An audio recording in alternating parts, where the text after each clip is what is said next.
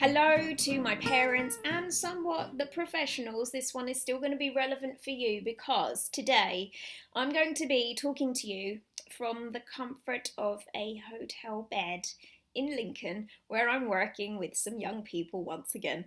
Today we're going to be talking about time and how important giving your time is to the young people in your lives. Now listen, I know you're stressed. I know that you are working hard. I know that you have really limited time. So I feel somewhat guilty in telling you that you need to dedicate a little bit more of it to your young people sometimes. And here's why. Now, of course, this rule doesn't apply to everybody because some of you have nailed this, but some of you haven't.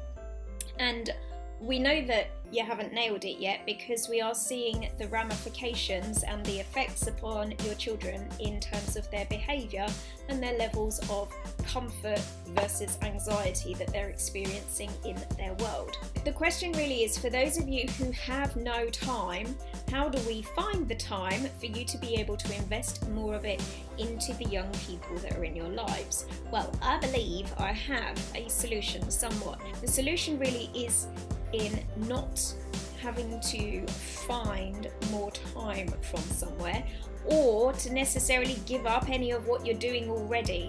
It's just about making sure that your young people are involved with you in the time that you have as much as they possibly can be.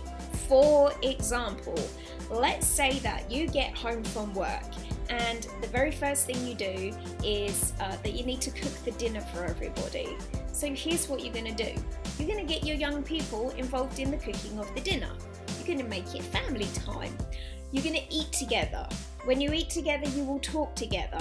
Then you're going to clean up together. Everyone's going to have their own little tasks and roles to fulfill. When they then do their homework, you're going to sit with them whilst they do their homework and, I don't know, check your emails at that point in time. But you're going to do it together.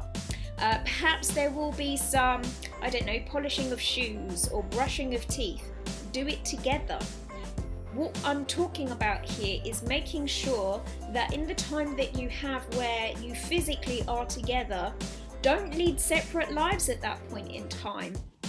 If you are a professional working with young people, perhaps in a classroom setting, for example, instead of delivering the information that you need to deliver and then thinking about what you need to do next, in that period of time where they're working, be with them.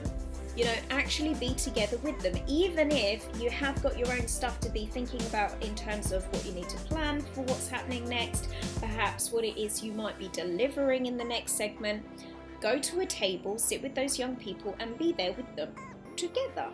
Do more stuff together, because the more that you engage and interact with them, even if it's via the things that you need to still be cracking on and doing, the better your connection will begin to establish, form and develop. And that level of connection, that connection is so important.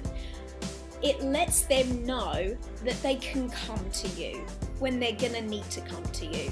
It lets them know that you care enough about them to be there with them, even if you're not doing something super special at that moment in time. It tells them that you value their time and the physical space and energy that they're projecting out into the world at that moment. So here's the message. In regards to spending more time with your young people, you might not be able to stop doing any of the things that you're doing already to dedicate special time to them. But make the time you have with them important. Make it count. Be there with them and be there together. Thanks for watching. Remember to subscribe to the channel before you leave and give this video a thumbs up, why don't you? And I will see you all in the next one. Bye for now.